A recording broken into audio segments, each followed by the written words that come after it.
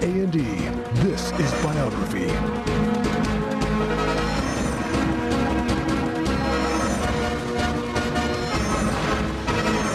For July 24th, 2001, Biography with Harry Smith.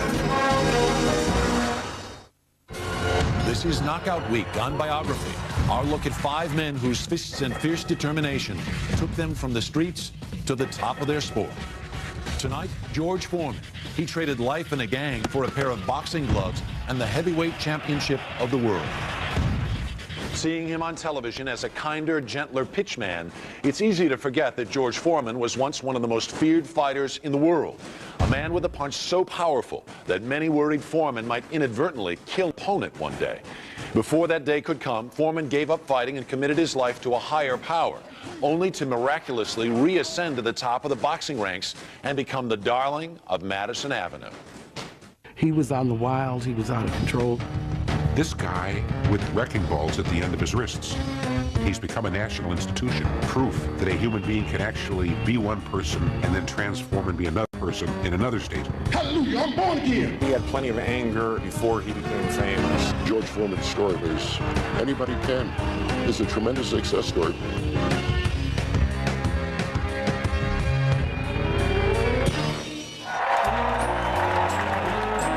In the years after World War II, America was a country of power, wealth, and prestige. Veterans were going to college on the GI Bill, and more white Americans than ever could look forward to a life of comfort and financial security. That was not the reality for George Edward Foreman. He was born in Houston, Texas on January 10th, 1949, and had little to look forward to. George always used to like to use the word po. Because, you know, to be poor, I mean, you may have had a little something, but we had nothing. So we were po. It was P-O, and that's about as far as it went. George, whose nickname was Monkey, was the 5th of 7 children born to Nancy Ree Nelson. She was the daughter of a sharecropper from Marshall, Texas. Nancy moved to Houston and worked 2 jobs as a cook to feed her children, but there was rarely enough. She came home one night, and just all she had was this hamburger. When she looked at George, that was the hamburger right there by itself. He could have swallowed that whole thing, but she knew that everybody had to eat that night. So she sat down, and somehow or another, she came up with 7 slices. Nancy was a woman of quiet strength who raised her large family almost by herself. George adored his mother, and even as a child, he dreamed of making her life easier. He had an enormous amount of respect for her. There wasn't anything that he wouldn't do for her, and I really don't think there wasn't anything she wouldn't do for him. Nancy was married to J.D. Foreman, but it was not a perfect marriage. J.D. worked on the railroad, drank too much, and was rarely at home. But when he did visit, he was a caring father. He always predicted a bright future for George. He used to always pat George on the head. And he says, George Foreman, next heavyweight champion of the world. Wasn't even boxing. George got along well with his siblings, but he flew into a rage if they called him Moorhead, a nickname he disliked but didn't yet understand. The family lived in the 5th Ward, the toughest neighborhood in Houston, often referred to as the Bloody Fifth. It was the epicenter of poverty, a rundown collection of shacks where rats and violence thrived. Nancy relied on her religious faith as she struggled to bring her kids up to become decent people. But George had little interest in church, and in a neighborhood like his, there were few people to look up to. It was very, very difficult for him, and he developed certain habits that he wasn't very proud of. I don't know if George had any real heroes at that time. He did have at least one, the great Cleveland Browns running back, Jim Brown. George wanted to play football like him. George was on the team of E.O. Smith Junior High. He was a good player, but a very bad student. He constantly skipped classes, and before the end of junior high, he dropped out altogether. People back there at E.O. Smith didn't say we could learn. Everybody thought we had this old hoodlum ways, hoodlum mentality. Teachers in schools, you can't learn, you ain't gonna do this, you ain't gonna amount to nothing. George had no plans for the future, so he hung around, had a brief job as a mover, and spent a lot of time with his little brother. We used to sit on the porch a lot, and we played this game where, you know, cars passed by, and we said, that's my car. And the next car come back, that's my car, next one be yours, right? But I always got the old cars, and he always got the new ones. George was a friend to his brother, but in the streets, he was a menace. He liked to fight a lot. And him and his friends, they would have like little gang fights. Everybody would be scared. You know, they think he's gonna do something to them and jump on him. They'd have those big chains and swords, and boy, they be at it. George and his friends often got drunk. They burglarized houses and mugged people. They were constantly in trouble, and the police were always after them. I would start stealing. I was a mugger, teenage thug, really. Had dropped out of high school. No chances at all. We are going to build a great society. But George's career in crime was cut short by President Lyndon Johnson's Great Society. Johnson was trying to fight poverty with programs that offered educational opportunities, pathways to employment, and a better life. George happened to see a public service announcement for the Job Corps program on TV, and he and his friend signed right up. George was 16 when he flew to Oregon and left the bloody Fifth for the first time in his life. A world that he had only seen in his fourth-grade picture book opened up for him when he and his friend Roy arrived at the Job Corps camp in Grants Pass, Oregon. Trees. It was completely wilderness. Looked like bear or something could come out the woods any second. You know, that was it. A lion, a cub, anything could come out the woods then. And that's where we were. It was a brand new adventure. We were very excited. We were more like Tom Sawyer and Huck Finn, huh? In clean, safe surroundings and with 3 solid meals a day, George and Roy got a second chance to straighten out. They also got a second chance at school. With plenty of encouragement and supervision, they learned quickly, and their schoolwork showed it. They start cramming us with academics and books and stuff like that, and they said, yeah, you can. Next thing I know, we took test after test, and we was, hey, y'all ready to move on. I said, thanks, Jesus. They were transferred to a camp in Pleasanton, California 6 months later for on-the-job training. George and some of his fellow corpsmen took electronics courses. While his schoolwork improved, his behavior did not. George was quick to get in fights with his fellow students and got himself in serious trouble. Well, what happened was I was down at the gym and they called me and says, Doc, please come and help us. I says, for what? And said, we got a corpsman up here, we can't do nothing with him. George was about to be expelled, but Doc knew that troubled kids often acted up to get attention. He decided to give George one last chance. I said to him, I says, man, like you make a good boxer. You big enough, you ugly enough, and you should make a good boxer. Doc took charge of the big, uncontrollable young man and began to train him. He was mean, and he didn't believe in nothing. He only believed in himself. Doc directed George's fist at the punching bag. Boxing subdued his temper. Still, George had no plans to make boxing a career, and after 2 years in the Job Corps, he graduated. Against Doc's wishes, he returned to Houston to get a job. He seemed to be a changed man. His nickname was Monkey. When he came back to town, he was George Foreman. My mother had to, readjust herself and hoping that even though, since he had become this George Foreman person again, that he could keep that and not go back into the monkey. She would be disappointed. It was hard for a young black man to find a job in spite of the government's equal opportunity policies. When George failed, he went back to his old street habits, and his mother worried about her son, who was 18, idle, and too strong for his own good. Doc, too, was worried. He wanted George back in the ring and called George's mother. I said, Miss Nancy, where's your son at? He said, Doc, I don't know. I said, you find him. She says, well, I want him back out here, so as soon as I get through talking to you, I'm sending him a ticket. Come out here and I'll take care of it. Just like that, she said, thank God I found somebody that takes interest in my son. George went back to Pleasanton, and Doc trained him hard. Doc had big plans and dreamed of sending his student to the Olympics. George had no idea of the recognition that a medal could bring. But Doc told him about Muhammad Ali and Joe Frazier, who had both won gold medals. I explained it to him and everything, and I said, man, do you realize you win the gold medal, what'll happen? He'll be the talk of the town. So like, his eyes lit up, and he's... The 1968 Olympics were only a year away, but Doc promised to make George one hell of a boxer and entered him in half a dozen fights. George won all of them, and Doc kept pushing his career and persuaded the ring announcer to put George's picture in the paper before an upcoming fight. First time I'd ever heard his name. George was brand new. He had only been in a boxing ring for a couple of months at that time, and he was fighting a man who was a professional amateur by the name of Clay Hodges. George lost to Clay Hodges, a much smaller fighter. And boy, it was embarrassing. I said to myself, I'll never do this again. I walked back to the dressing room, and here's George sitting on the rubbing table, with his chin literally on his chest. The word sad in the dictionary, and that was George. And I patted him on those massive shoulders and said, you know, pat, pat, pat. Don't worry about it, George. You're going to be a good fighter someday. So George kept fighting and subsequently knocked out all his opponents. With his devastating punch, he accumulated a remarkable record of 16 victories in 18 fights, and the 19-year-old fighter earned a berth on the U.S. Olympic boxing team. It looked as if he might amount to something after all. A&E's look at George Foreman continues on Biography. In October of 1968, 19-year-old George Foreman, who came from the poorest part of Houston, was among the athletes at the Olympic Games in Mexico City. George, the fighting corpsman as he called himself, survived his early bouts to become a gold medal contender. When I got a chance to really go to the Olympics, I knew then that I was a prime representative of the American team. I knew that. In 1968, it was more complicated than ever to represent America.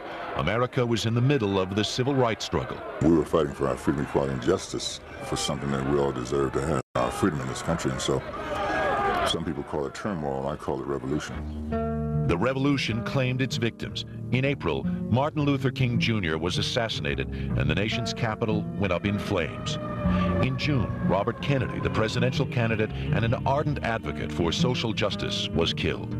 The high hopes that Great Society programs would eliminate poverty and racism had turned to anger and frustration. And the Black Panthers, a radical separatist group, urged black athletes to protest by boycotting the Olympics. But George Foreman was unaware of the controversy until the American sprinters Tommy Smith and John Carlos raised their clenched fists in a Black Power protest. Their gesture was perceived as courageous by many African Americans, but as anti-American by many whites. The two athletes were dismissed from the Olympic Village. The episode put other black athletes in a dilemma. Reporters on the story were eager to know what George was going to do. Whatever he does, it'll be a credit to him, a credit to his people, also a credit to the world, whatever he does. At a time of high Cold War tension, George had to fight the Soviet heavyweight Ioannis Chapoulas for the gold medal. And boy, we said, oh my goodness, he's fighting a Russian. First thing I thought of, if he beats the Russians gonna drop a bomb on us. So quite naturally, I was afraid. I said, well, maybe he won't beat the Russian, then it won't be a war. The Russian was by far the more accomplished boxer. Now we'll see whether or not the experience of the Soviet fighter shows. But experience counted for little against George's powerful punches. Oh, left, right first, then a left, then another right. Good combination. The fight had to be stopped. George had won. To the corner, the technical term. Referee stops contact. And now the spectators were waiting to see if he too was going to make an inflammatory gesture. Everybody was sitting there tensed. You hear a pin drop. And George, this now 19-year-old George Foreman, who's still a rookie, you know, he took out the little American flag and he bowed to all four sides. The whole place erupted. They shocked the whole entire world, not just the United States, the whole entire world. George was now the big story. Photos of him were everywhere. We saw the picture in the newspaper with him waving that flag. George was Olympic heavyweight champion. And then I realized if a bomb was going to be dropped, they would have dropped it. It hadn't happened. Very proud of him. You know, we couldn't believe that he really did something out of his life. For George, the gold medal was public proof of his achievement. It was his proudest possession. He showed it off so often and wore it so long that the ribbon had to be replaced. Now a symbol of patriotism, George was criticized by the radical black community and was called an Uncle Tom. But he was rewarded for his winning gesture with an invitation from President Johnson to visit the White House. The impossible kept happening. He was the father of this Job Corps. I remember the President Johnson looking at me as if to say, look, I've given you the baton. It had not been for the Job Corps, I was literally rescued from the gutter. In 1969, George announced his decision to turn professional, hoping one day to win the heavyweight championship with his awesome punch. A lot of people be afraid of me. He began to train with ex-champion and convicted felon Sonny Liston, known for his intimidating stare. I came to believe early on that George had acquired some of Sonny's characteristics directly from Sonny. He learned how to glower, and he learned how to punch. George, the charming flag-waving Olympian, was now a career boxer with a new look and a sinister persona. George is doing his best imitation of Sonny Liston. All of a sudden you have this stare coming at you. But George was that insecure, which might be why he adopted that persona of that surly person, because he didn't know what he was.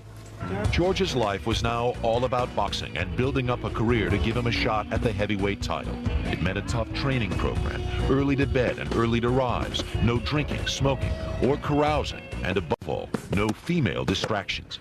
The strict discipline paid off for George. He won fight after fight, staring down his opponents before knocking them out. He was obedient to his trainer's rules until he met Adrian Calhoun on a blind date in August of 1970. I got kind of afraid of him when I first saw him. I saw that nose, and I thought his nose has been broken, I think, and he looks like he's pretty rough. So, but he wasn't. He was just a fighter. All he thought about was boxing and wanting to be heavyweight champion.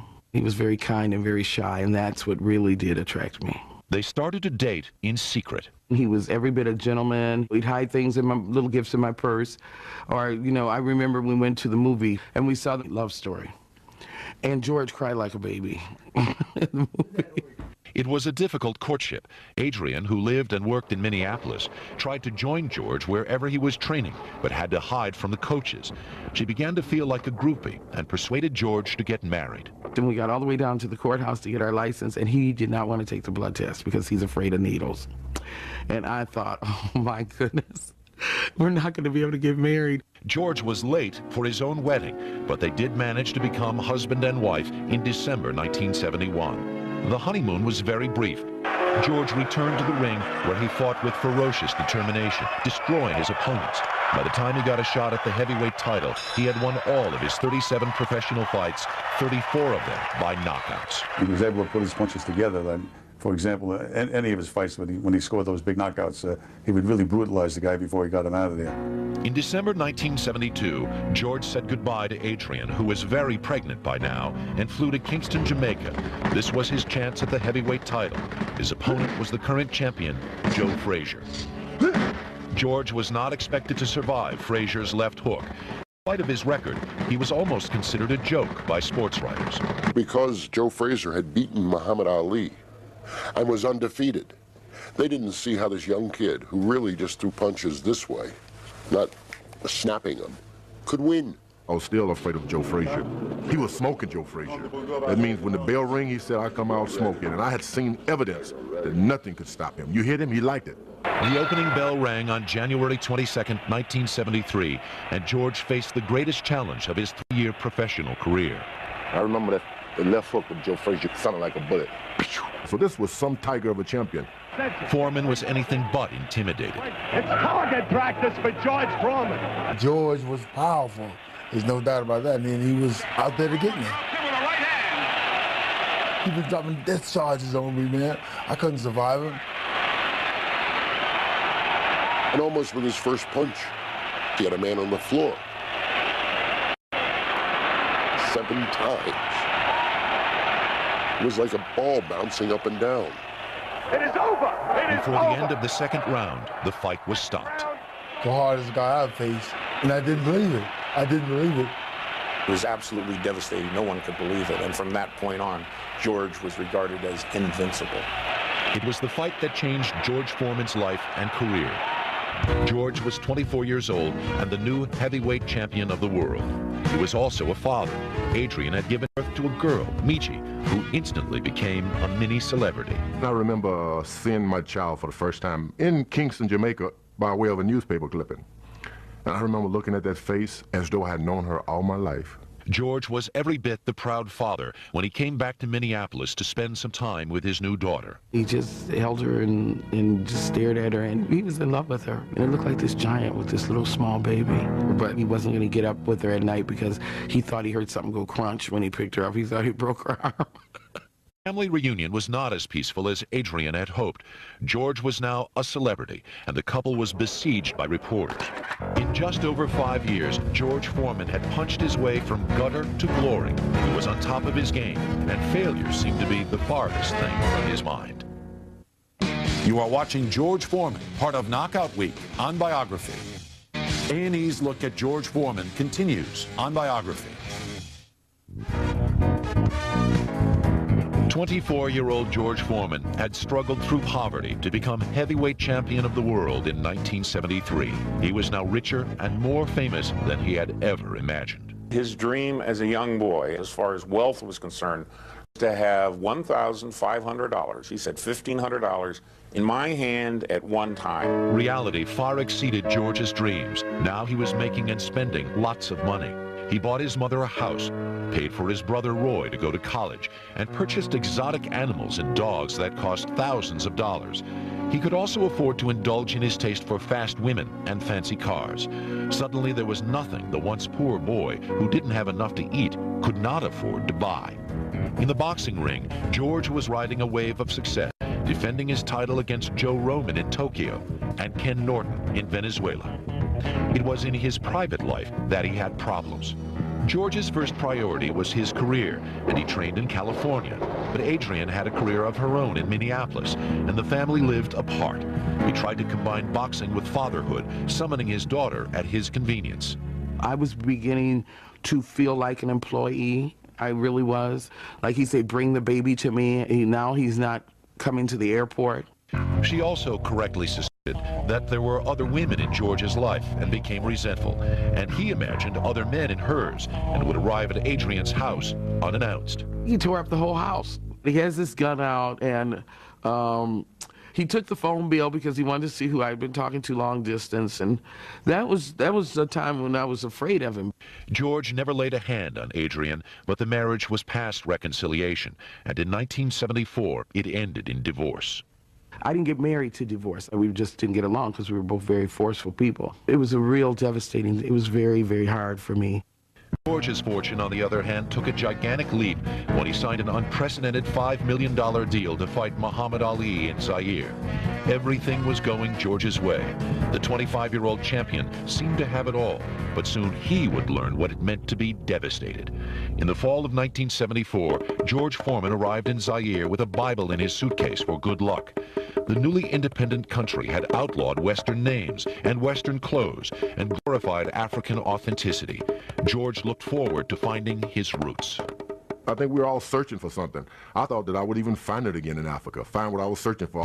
George was the reigning heavyweight title holder, but his challenger and the former champion, Muhammad Ali, was the attention-getter. Ali, at 32, was past his prime as a boxer, but he had become a cultural phenomenon. As a young man, he had shed his so-called slave name, Clay, to become Muhammad Ali, a Muslim. His reputation had grown legendary when he refused the draft and was stripped of his heavyweight title. So it was no surprise that he was the focus of the press. But I do predict I'll be twice as fast. And the favorite of the people of Zaire. 5 times this one, I'll completely outclass him. He went around to all the people in Zaire and told them, I'm the greatest, I did this, I'm the greatest, George is nothing. And there were rumors that Ali was paying witch doctors to put curses on George. So George was uncomfortable. He was suspicious that everyone was trying to do something to destroy him. He wouldn't even talk to me. George surrounded himself with Zairean secret police and became deeply distrustful and uncommunicative. But Ali kept talking. After 8 good rounds, it'll be obvious that he's dead tired. Everyone knew that Ali was a skillful fighter, but many worried that he would crumble under Foreman's fearsome fists. People were really, really afraid of what was going to happen in that fight. There were people literally fearing for Ali's life. The big day was October 30th, and at 4 o'clock in the morning, scheduled for the convenience of American viewers, the bout for the heavyweight title was about to begin. Foreman came out meaning business and threw punch after punch. Few landed due to the brand new rope-a-dope technique that Muhammad Ali invented. He leaned back on the ropes to conserve his energy, while George kept throwing 6 punches for every one of Ali's. He hit him once in the middle of the forehead, and Ali's eyes rolled like that, like they were slot machines. He went chick, chick, chick, chick, chick. You thought money'd start coming out of his mouth, you know? But that was the most he ever hit him. George was getting frustrated and tired. In the 8th round, he found himself where he had never been before, on the canvas. Foreman down. This is almost incredible. It seemed like witchcraft. Get up. Too late. It's over. The fight was over. Against all expectations, Muhammad Ali had taken the title, from the much younger George Foreman. George should have beat Ali if he listened, but he didn't listen. He wanted to destroy Ali like a hoodlum in the street. He reverted back. It was the first defeat in George's professional career. He did not take it well. George wouldn't admit to himself that he lost. He thought that he was still the champion of the world. And he kept saying, I'm still the champion. I don't think I lost. Well, George lost. Defeat threw him into a depression, and he became meaner than ever. By knowing George, it hurt him real good because he don't like losing. He don't like losing because he put too much into winning. Winning is everything, and losing is absolutely nothing. And when I say nothing, there has to be a word to even go deeper than nothing, but I don't think so. Absolutely nothing. It devastated my whole life from top to bottom. It was hard even to sleep. You think I'm not even a man anymore. If George could not call himself champion, he did not know who he was. I got the impression George was just spiraling out of control. He had no base, he had no focus, he had no, if you will, guiding point on his own personal compass. He was out of control. George seemed bent on persuading himself and the world that he was still a winner by conquering a lot of women. But he already had too many women in his life. Even before the divorce from Adrian, there was a pregnant girlfriend, and soon after, yet another woman and another child. His shaky sense of identity was given another jolt when he learned why his siblings had called him Moorhead. Leroy Moorhead, a World War II veteran, was his biological father.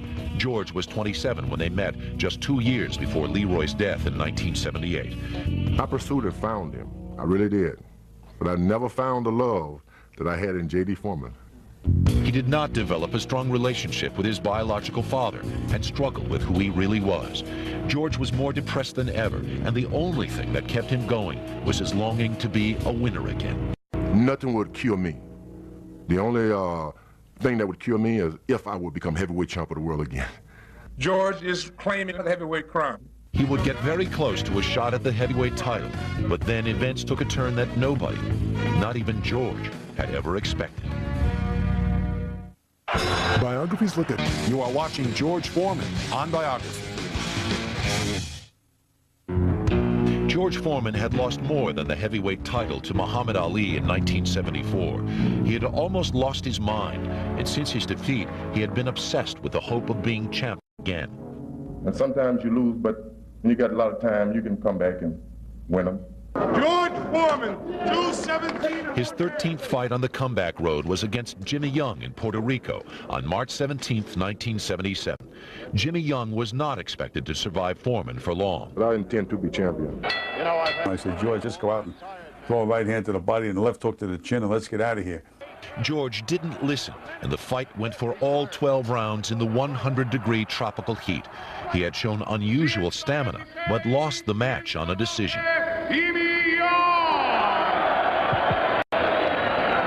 Exhausted and dehydrated, he went back to his dressing room. Everyone was concerned about his defeat. People were like, oh, that's okay, man. You know, you'll come back. It was just a fight. But then all of a sudden, things started happening in that room.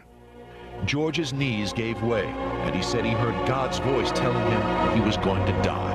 But I just didn't believe in religion. I didn't want to die. I didn't say goodbye to my mother. I had a baby.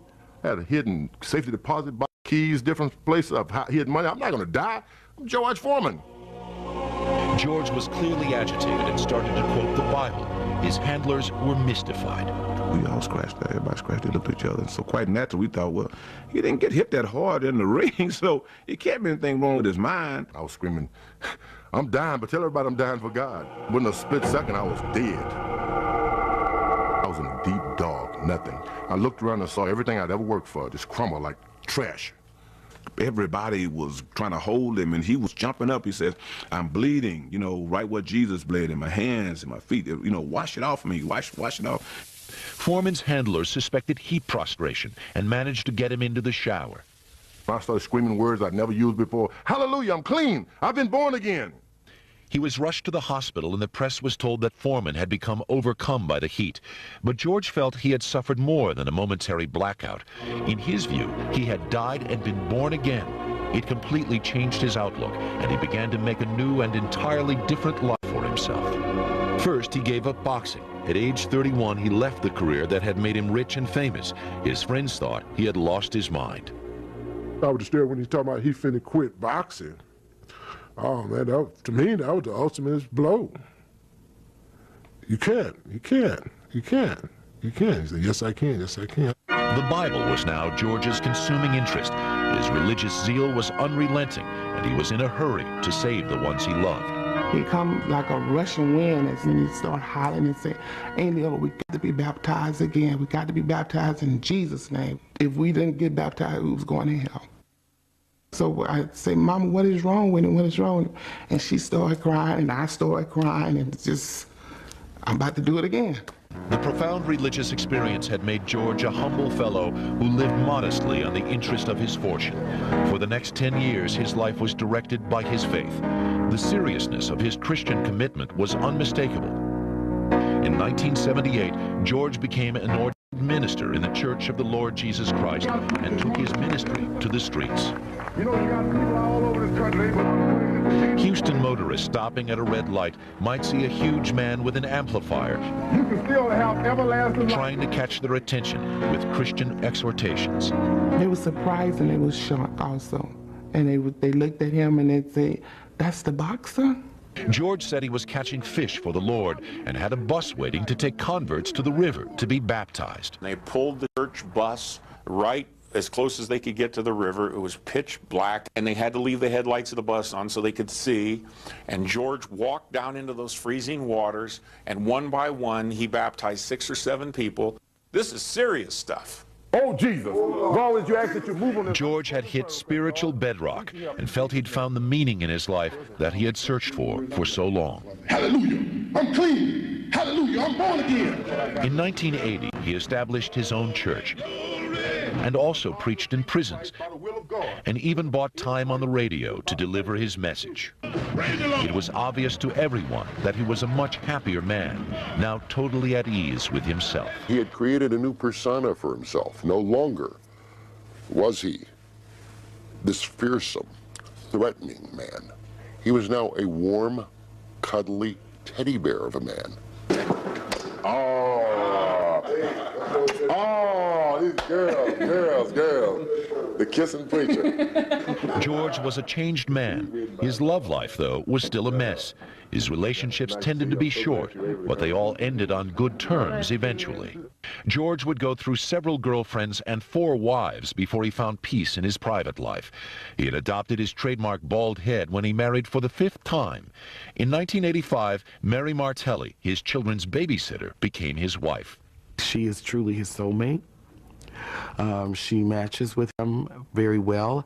I think she's an awesome woman because she was partially raising other women's children. She kind of bows out and lets him have the spotlight. She's the best for him. Mary would bear him 5 children, in addition to the 5 he already had. George decided to bring up his children with Christian rectitude. No earrings, no pants for girls, and not even television. But he doted on them. He'd go, Georgetta, come here, and give me a hug or something. He was always really affectionate towards me. Several of George's children lived with their mothers, but they spent summers with him. Let's see how great. Amen. Everything was always an event with the family. When you went to the grocery store, you have whatever you wanted. You know, it was like, okay, get what you want, get what you want. And even there was a period of time when we had, like, it could be Michi Day or George Jr. Day or, you know, Georgetta Day. Back then, he wasn't a boxer. So that was 24/7 of just daddy love. With his first son, George started an unusual tradition. He named all his boys George, and some daughters too, variations like Georgetta and Frida George. I really wanted to give the kids something that they would never be able to fall away from, a name, something that they would have in common. He told us that if one gets in trouble, that's all of us. You know, we always felt like we were responsible for the other. George had a lot of Georges to take care of, but he had time for other people's children as well. In 1984, he had started the George Foreman Youth Community Center. A woman came and said, George, I'm having trouble with my son. Is there any way that you could get him interested in boxing? She knew his story and how boxing saved him. He felt guilty when his son went to jail because he hadn't helped and established the refuge for the kind of troubled youth he had been himself. George spent a chunk of his own money to set up exercise equipment, a boxing ring, and a basketball court. It was a safe place for kids to hang out.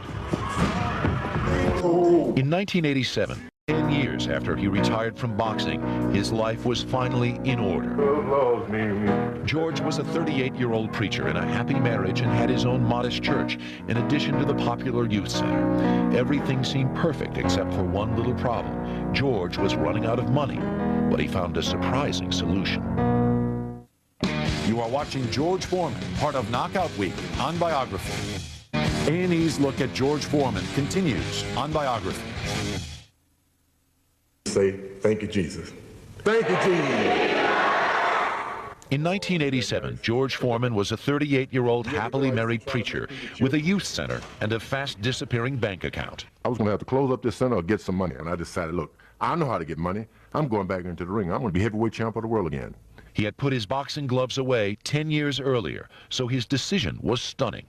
I thought he was silly, to be honest. 10 years, the man is now making a comeback. 1987, at the age of 38. I'm going,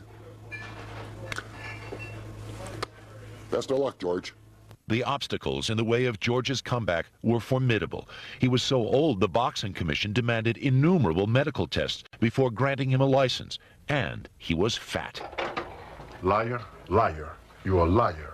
Nevertheless, in March 1987, he stepped into the ring again for the first time in a decade and beat an unranked boxer. Like the first night we met, I was the ring announcer. I, honest to God, thought I was in the Twilight Zone and I was in a time warp. And I thought, is this real? Is this real, or am I imagining all this? No boxer had ever made a comeback after such a long absence, and incredulous sports writers made fun of George. They said, oh, George, you too big, you too fat. So he said, well, if I can't hit him with my left, I can't hit him with my right, then I just belly bump him. So that became his thing. But George made the laughter work for him.